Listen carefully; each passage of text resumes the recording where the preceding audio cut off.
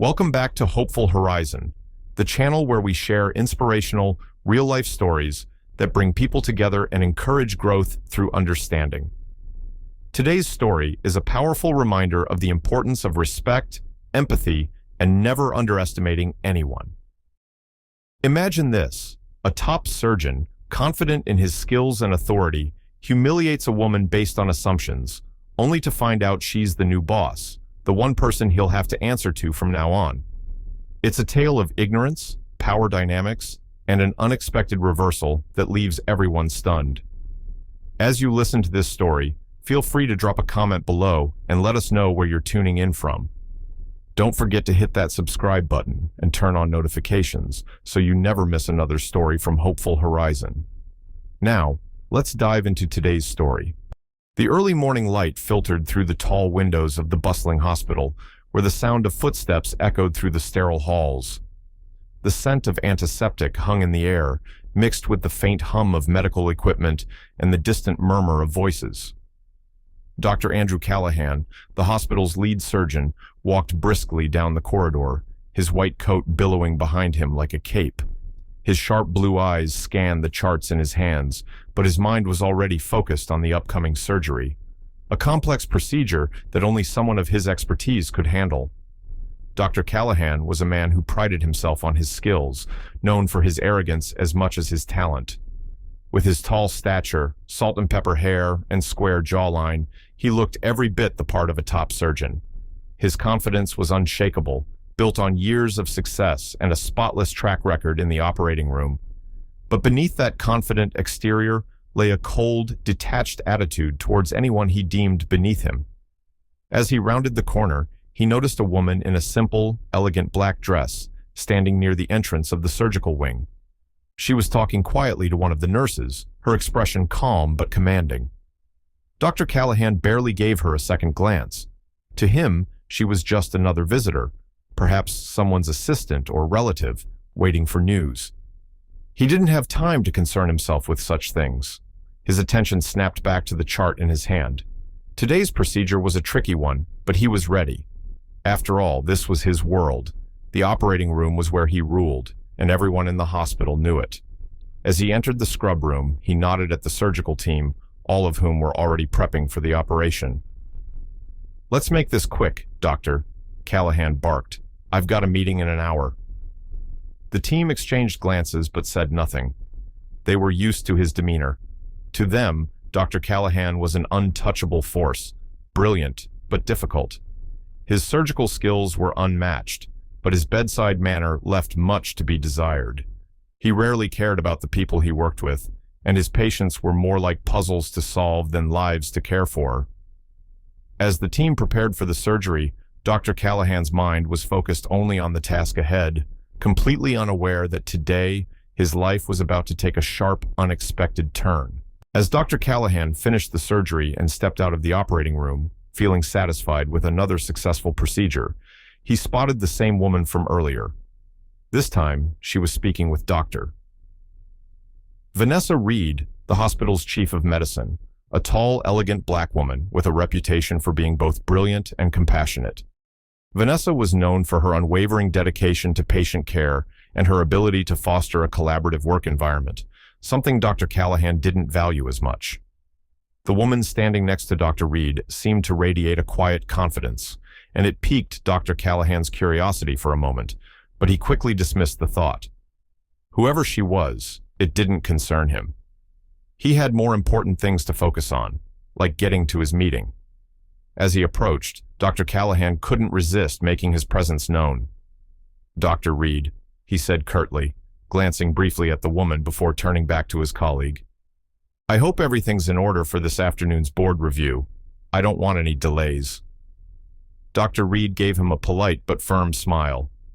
"Everything's set, Doctor." "Callahan, no need to worry." The woman next to her smiled slightly, watching the interaction with an air of amusement.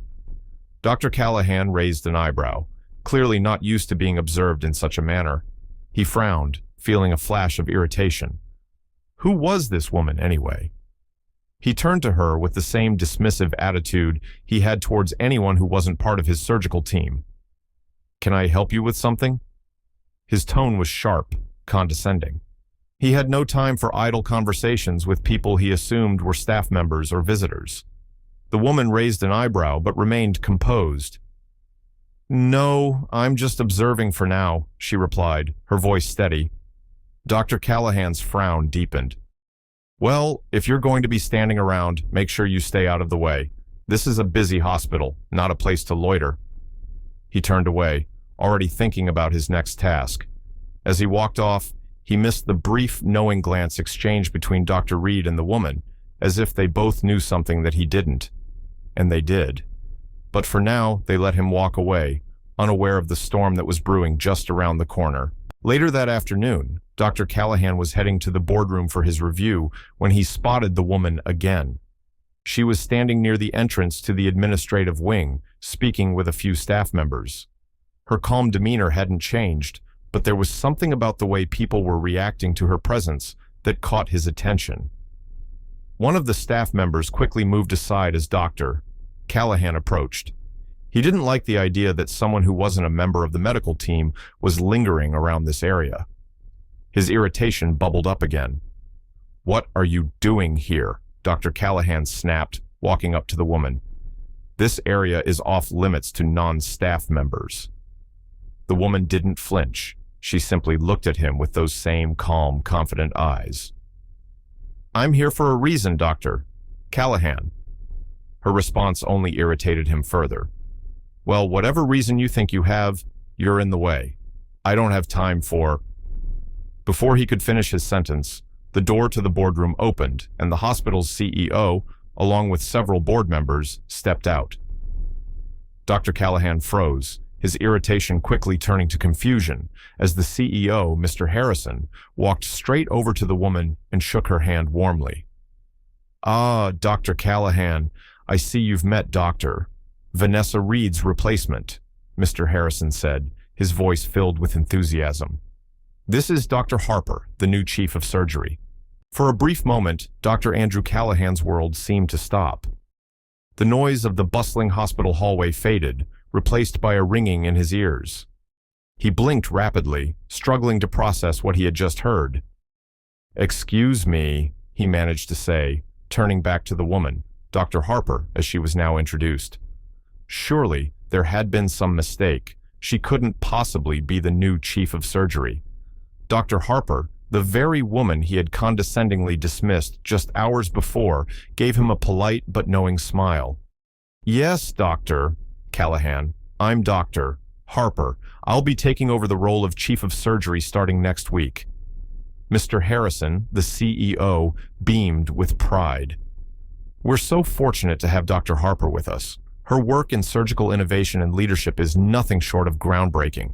I'm sure you two will make a fantastic team. Dr. Callahan swallowed hard. His mind raced, desperately searching for something to say, some way to salvage this situation. But all he could think about was the way he had treated her earlier, the dismissive tone, the insults, the way he had assumed she didn't belong in the hospital. I see, Dr. Callahan finally stammered. His usual confident demeanor was nowhere to be found. It's a pleasure to meet you, Dr. Harper. Dr. Harper extended her hand, and Dr. Callahan reluctantly took it, the handshake feeling like a moment of karmic retribution. There was no mistaking the power shift. In an instant, everything had changed. The woman he had treated with disdain was now his superior, and the embarrassment of his earlier behavior weighed heavily on his shoulders. I look forward to working with you, Dr.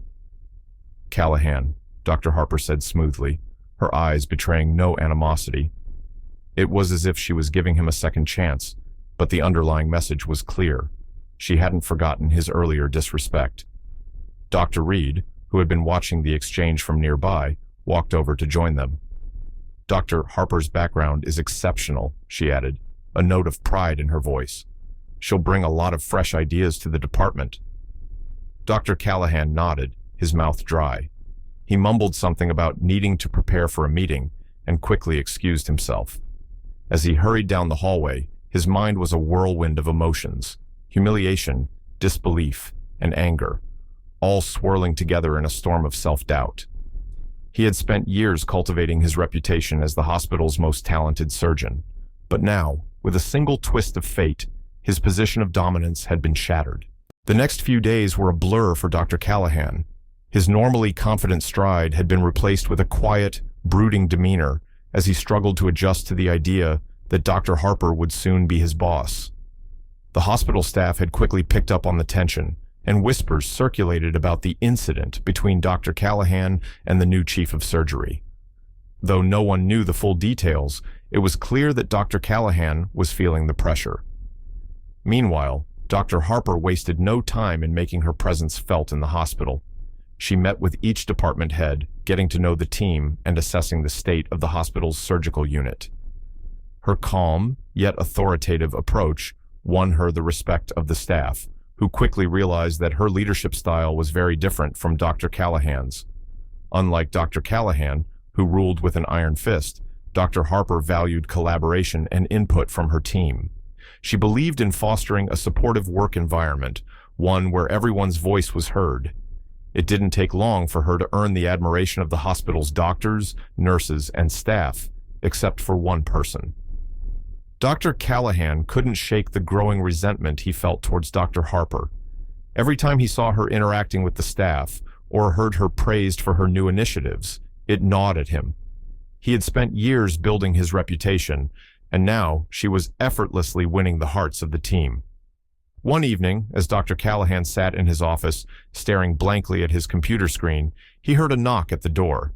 He glanced up to see Anna, his assistant, standing hesitantly in the doorway. "Dr. Callahan," she began carefully, "I thought you might want to know that Dr. Harper has scheduled a departmental meeting for tomorrow afternoon. She's planning to outline her vision for the surgical unit moving forward." Dr. Callahan clenched his jaw.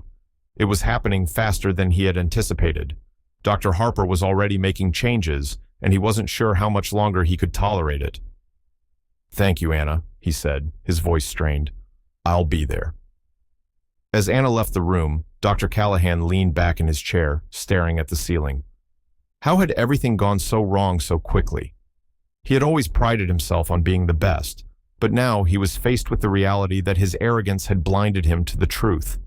Dr. Harper was a formidable leader, and if he didn't find a way to adapt, he risked losing everything he had worked for. The day of the departmental meeting arrived, and the surgical team gathered in the large conference room. Dr. Harper stood at the front of the room, her poised demeanor commanding attention. She was dressed in a crisp, professional suit, and as she began to speak, the room fell silent. "I want to thank all of you for being here," Dr. Harper began, her voice steady and confident.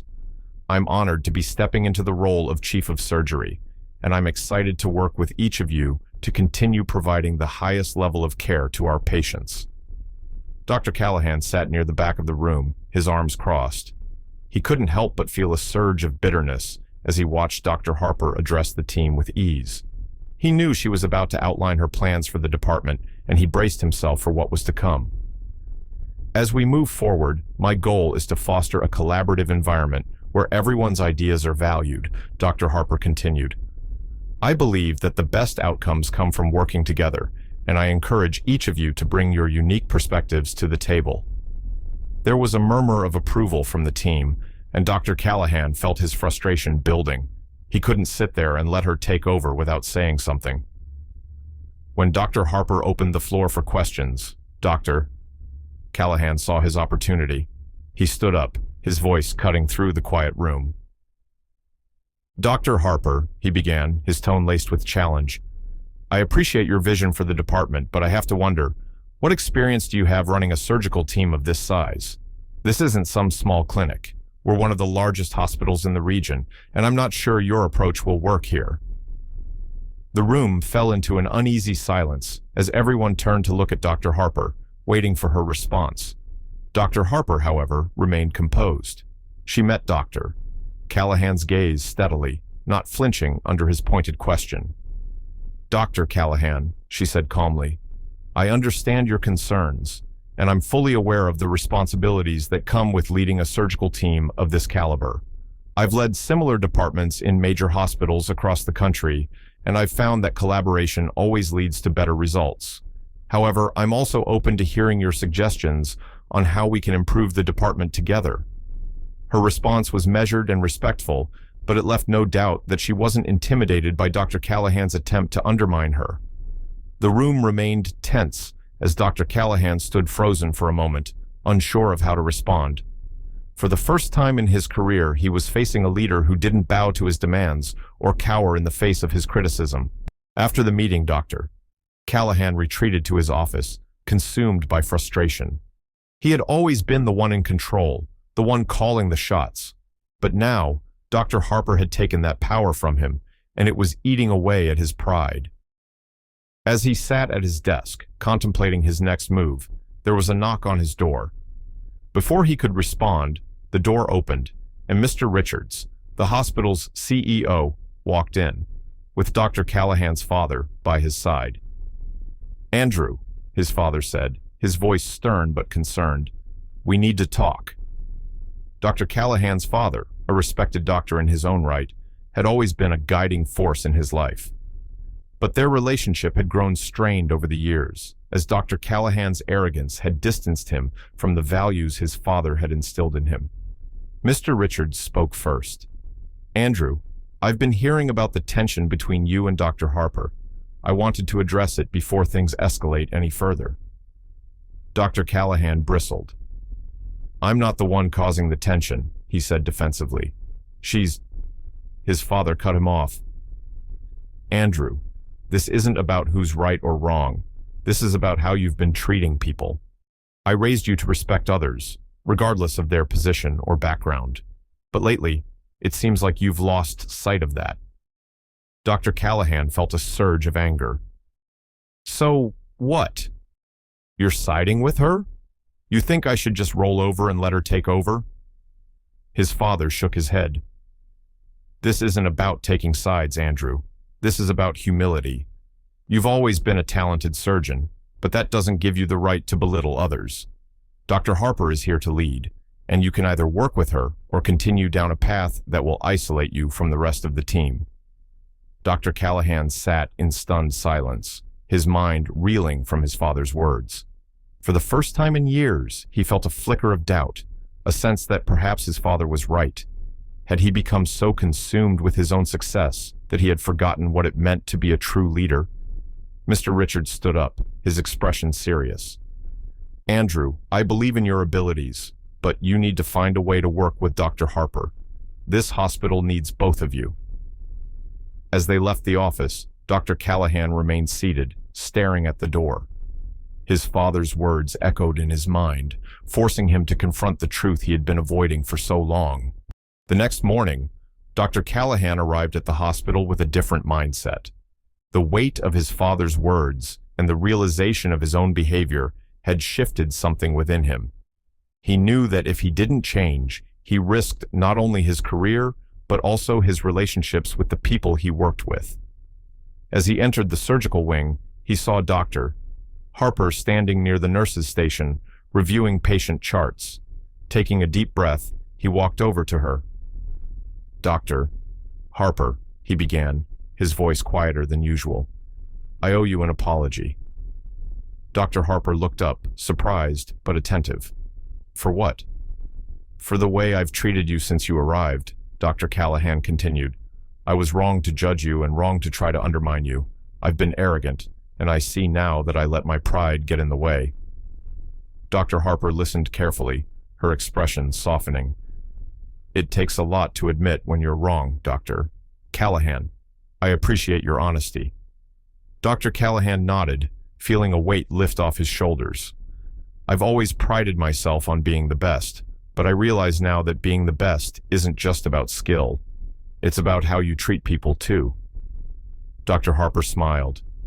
"I couldn't agree more, and for the record, I've always respected your talent. I think we can do great things for this hospital together." For the first time since she had arrived, Dr. Callahan felt a sense of relief.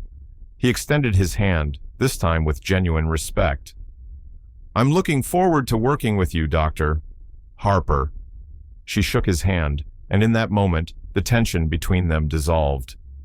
What had started as a story of pride and humiliation had transformed into one of growth and redemption. As Dr. Callahan walked away, he knew that this was just the beginning. The hospital was about to embark on a new chapter, and for the first time in a long while, he was ready to be a part of something greater than himself. Thank you so much for joining us on this emotional and transformative journey here at Hopeful Horizon. This story of redemption and humility reminds us all of the importance of respect, empathy, and self-reflection in every aspect of life, no matter how successful or powerful we might become.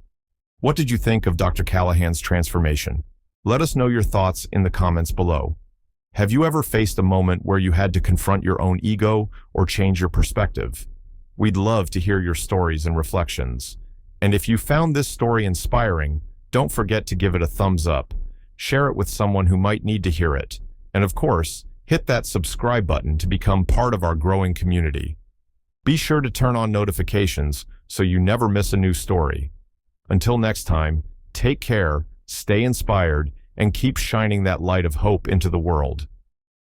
This is Hopeful Horizon, where stories of courage, unity, and transformation come to life. We'll see you in the next one.